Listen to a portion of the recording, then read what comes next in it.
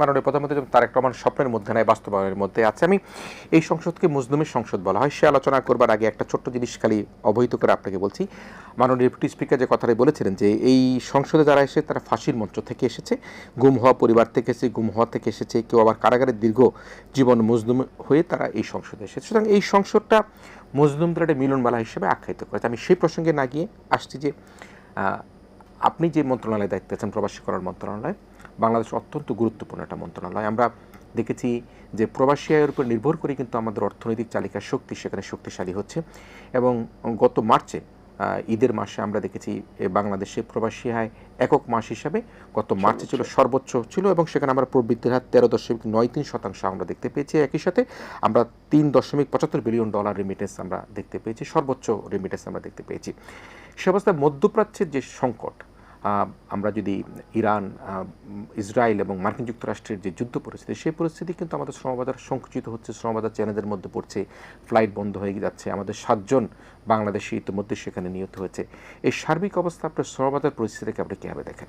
আগে একটু বলে আসি, আপনি যে কথাটা উঠাইছিলেন এটা আসলে একটা ঐতিহাসিক সংসদ, এবং আপনি যেভাবে বলেছেন যে আসলে যেটা মজলুমদের মিলন মেলা, তো সেই দিক থেকে আমরা আশাবাদী যে এই সংসদটা বাংলাদেশের ইতিহাসে একটা কার্যকর সংসদ হবে, যারা প্রকৃত অর্থে দেশ এবং জাতির জন্য একটা নতুন ইতিহাস, নতুন কিছু রেখে যেতে পারবেন। তো আপনি যেটা বলছেন, এখানে আমি তো মানে মন্ত্রিসভার সদস্য হিসেবে অনলি, কিন্তু মন্ত্রিসভার সদস্যরা সরকারি সদস্য, আর বাকিরা কিন্তু বেসরকারি সদস্য। এমনকি সরকারি দলের এমপিরাও কিন্তু বেসরকারি সদস্য সংসদে, সার্বভৌম সংসদে সবাই বেসরকারি সদস্য, শুধু মন্ত্রিসভার সদস্যরা সরকারি সদস্য। তো আমরা তো আপনার ওইভাবে প্রশ্ন করতে পারি না। আমাদের মন্ত্রণালয় রিলেটেড যদি কেউ প্রশ্ন জিজ্ঞেস করে, তাহলে প্রশ্ন উত্তর পর্বে আমরা অংশ নিতে পারি। আর স্পিকারের প্রেসিডেন্টের ভাষণ কিংবা বাজেট সেশনে হয়তো ইন জেনারেল কিছু কথা বলা যায়, যেই কারণে আমাদের তো বলার চেয়ে শোনার আপনার বেশি সুযোগ হয়। তো মাঝে মাঝে আসলে এই নিজেরই এটা মানে ভাবি যে এই যারা কথা বলছে, দেখেন আজকের এই পট পরিবর্তন না হলে, ওই যে আপনি বলছেন ইভেন আমারই তো এইখানে না, আমি তো ধরে নিয়েছিলাম যে 3-4 বছর আগে তো জেল থেকে বাইরে দিয়েছি না, তো আমি কি কি করব জেলখানে সে লিস্ট করে ফেলেছি, যে যদি বেঁচে থাকি তাহলে এই বই পুস্তক পড়বে, একটা অভিজ্ঞতা নেই, এইভাবে কাজ করব, ওখানে আমরা ধরেই নিয়েছিলাম সেখানে। এবং অনেকে যে ফাঁসির সরাসরি আসামি থেকে আজকে সংসদে এসেছে, তো সেই দিক থেকে এটা ঠিক যে এই সংসদ আমরা আশা করি যে জাতির প্রত্যাশা পূরণে, ন্যায় এবং ইনসাফ প্রতিষ্ঠায় একটা ভূমিকা রাখবে। তো এইটুকু একটু জানিয়ে রাখলাম। আর আপনি যেটা বলছিলেন যে মধ্যপ্রাচ্যের বিশেষ করে ইরান এবং ইসরায়েল যুক্তরাষ্ট্র তাদের এই সংঘাত বা যুদ্ধের ফলে আমাদের যে একটা সংকট তৈরি হয়েছে, এটা অস্বীকার করার উপায় নাই। প্রথমত হচ্ছে যে তেলের সংকট দিয়ে তো বোঝা যাচ্ছে যে সংকটের মাত্রাটা কোন লেভেলে, এবং এটা বাস্তব বিষয় তো এটাই। শুধুমাত্র বাংলাদেশে ধরেন অনেকে, এখন আমিও তো বিরোধী রাজনীতি করেছি, সরকারের সমালোচনা করেছি শেখ হাসিনাকে, এবং আমি এটা চ্যালেঞ্জ করে বলতে পারি যে ওই আমাদের সময়ে এই 2018 আমরা যখন রাজনীতি সক্রিয়ভাবে করি, এই 18 থেকে জুলাইয়ের আগ পর্যন্ত শেখ হাসিনা, শেখ মুজিব, আওয়ামী ফ্যাসিবাদের যদি কেউ তীব্র এবং কঠোর সমালোচনা করে 5 জন ব্যক্তি থাকে, তার মধ্যে I was one of them. তারপরেও কিন্তু আমার ভাষায় আমরা একটা শিষ্টাচার রাখার চেষ্টা করেছি, একটা নিয়মের মধ্যে থেকে কথা বলার চেষ্টা করেছি, কারণ একেবারে যা ইচ্ছা তাই বলাটা এটা আবার স্বাধীনতা বা এটা সুন্দর দেখায় না। তো এই সরকার তো 50 দিনের একটা সরকার, এই সরকার তো এসে নতুন এই অল্প সময়ের মধ্যে নতুন কর্মসংস্থান, মার্কেটস, অনেক কিছু অর্থনীতি ঢেলে সাজানো চাইলেই তো সম্ভব না, মিনিমাম 6 মাস সময় দরকার।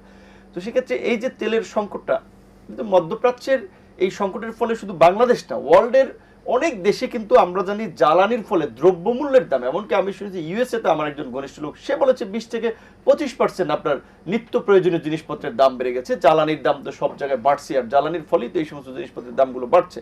সো এইটা দ্বারা তো বোঝাই যাচ্ছে যে সংকটের মাত্রাটা কতটুকু। যদি এখানে বাংলাদেশে ধরেন সরকারকে কেউ গালি দিচ্ছে, কেউ জ্বালানি মন্ত্রীকে গালি দিচ্ছে, ভাই তারপরেও এই সংকটে আমরা ক্যাবিনেট মিটিংয়ে আলোচনা হচ্ছে, আপনি একজন রাজনৈতিক বিশ্লেষক, অর্থনীতি, সাংবাদিকতা সবকিছু বুঝেন, এই পরিস্থিতিতে এই তেলের দাম না বাড়িয়ে কিন্তু কোনো উপায় নাই।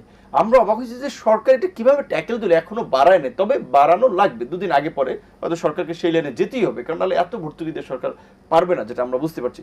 মধ্যপ্রাচ্যের এখন আমাদের বর্তমান আমার মন্ত্রণালয় রিলেটেড যদি আমরা সমস্যাটাকে দেখি, সেই ক্ষেত্রে সমস্যা হচ্ছে আমরা যেটা দেখেছি যে আমাদের এই বছরের জানুয়ারি ফেব্রুয়ারি 3 মাস যেহেতু গেছে, এই 3 মাসের যে মধ্যপ্রাচ্যগামী বিশেষ করে আমাদের যে লোকজনের যাওয়ার প্রবণতা, সেটা বেশ কিছু আপনার ডাউন হয়েছে, ডিক্রিজ হয়েছে।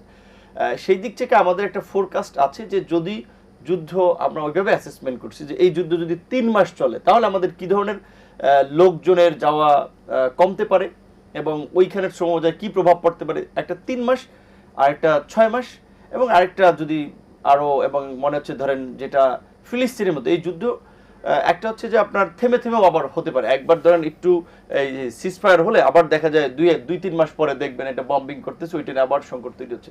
তো এগুলো নিয়ে আমাদের একটা নিজস্ব স্টাডি তো আছে, সবকিছু থেকে ওপেন করা যায় না, সেই অনুযায়ী আমরা প্রস্তুতি নিয়ে আমরা কাজ করতেছি। যেমন আমাদের মালয়েশিয়া বড় দ্বিতীয় শ্রমবাজার, সৌদি প্রথম লোকজন যাওয়ার ক্ষেত্রে, দ্বিতীয় হচ্ছে মালয়েশিয়াতে কতগুলো ঘটনার কারণে এখানে মামলা হয়েছে, সেই কারণে বন্ধ আছে। আমরা এটা সরকারের সর্বোচ্চ পর্যায়ে মিটিং করে 3টা মিটিং করেছি এই বৈদেশিক কর্মসংস্থান সৃষ্টি করা নিয়ে এবং প্রবাসীদের কল্যাণ নিয়ে। তো সেখানে এই বিষয়গুলো আলাপ আলোচনা, বিভিন্ন বিষয়গুলো আলাপ আলোচনা, পাশাপাশি সরকারের যে নির্বাচনী ইশতেহার ছিল, প্রবাসী ফাউন্ডেশন করা, প্রবাসীদের কাট করা, প্রবাসীদের হয়রানি মুক্ত ঝামেলাবিহীন এয়ারপোর্ট থেকে শুরু করে বিভিন্ন দূতাবাসগুলোতে সেবা দেওয়া, শ্রম কল্যাণ উইংয়ের সংখ্যা বৃদ্ধি করা। এবং গতকালকে আমাদের একটা মিটিং ছিল, সেখানে মাননীয় প্রধানমন্ত্রী বলেছেন যে যেই সমস্ত দেশে আমাদের মন্ত্রণালয়ের শ্রম কল্যাণ উইং আছে বাট শ্রমিক ফাংশন নাই, ওখান থেকে আপনি সরাইয়ে যেখানে ফাংশন আছে সেখানে একাধিক দেন। তো এই কাজগুলো আমরা করতেছি। সেখানে আমরা মালয়েশিয়া শ্রম বাজার, আমাদের তো লোকজন যাওয়া দরকার।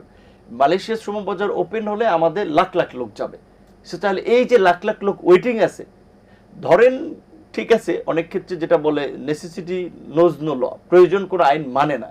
এখন মিডল ইস্টের ক্রাইসিস, আবার মালয়েশিয়া যদি আমি আটকে রাখি তাহলে তো আমাদেরই ক্ষতি হচ্ছে।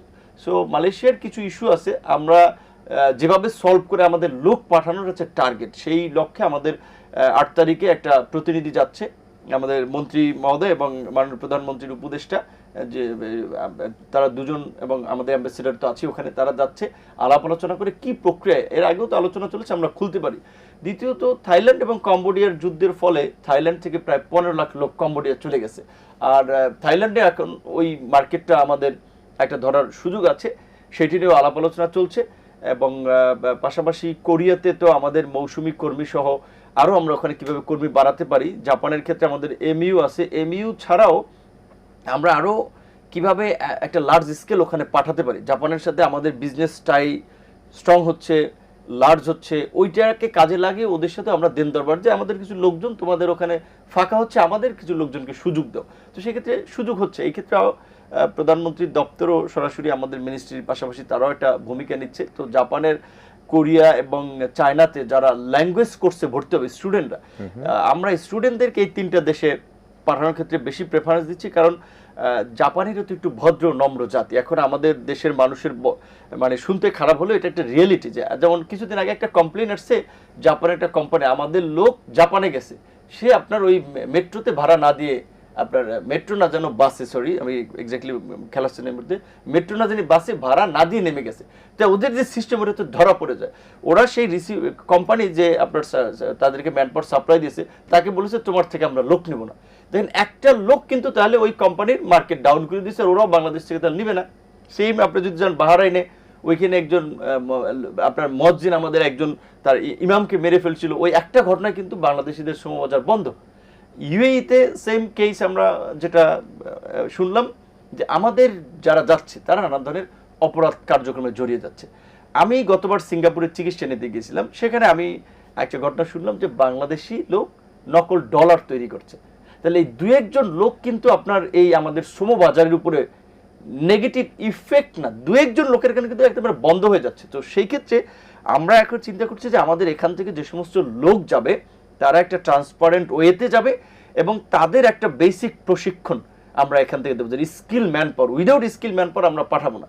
সেই লক্ষ্যে আমাদেরকে প্রধানমন্ত্রী নির্দেশনা দিয়েছেন, আমরাও কাজ করছি। আমাদের যে সরকারি টেকনিক্যাল ট্রেনিং সেন্টার, এইগুলোকে আরও আধুনিকায়ন করে, প্লাস বেসরকারি যারা বিভিন্ন ল্যাঙ্গুয়েজ কোর্স আদার্স ট্রেনিং করায়, তাদেরকেও কানেক্ট করা, যেন যেই দেশে যাচ্ছে তাদের কালচার, এটিকেট, বেসিক কিছু ধারণা তারা নিয়ে যায়। প্লাস হচ্ছে যারা স্টুডেন্ট, আমরা মনে করছি যে শিক্ষিত এই তরুণরা গেলে পয়সা ইনকাম আর্থিকভাবে মানে বেশি ইনকাম করতে পারে, প্লাস হচ্ছে তারা আসলে তরুণ হয়, তারা কিন্তু ওই যে জাপানের ক্ষেত্রে যেমন ওদের ভাষার বেসিক লেভেল হচ্ছে N5, তারপর হচ্ছে N4, তারপর হচ্ছে N3, এইভাবে N2 অন পর্যন্ত।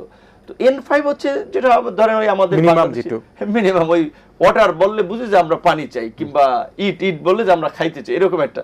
তো ওই পাশাপাশি আমরা চাচ্ছি যে N3, বিশেষ করে আমাদের যে ড্রাইভিং ভিসায় যাওয়ার লোক আছে, ওখানে কেয়ার গিভিং এর লোক যাওয়ার সুযোগ আছে, তাদের তো অসুস্থ মানুষের বুঝতে হলে, ভাষা বুঝতে হলে ন্যূনতম N3 বুঝতে হবে। তো এই ল্যাঙ্গুয়েজ কোর্সগুলোতে স্টুডেন্টরা এখান থেকে কিছু করে আরেকটু যদি ওখানে যে করে, সেই সুযোগটা ওরা দিচ্ছে চাকরির পাশাপাশি এই কোর্সগুলো করার। আমরা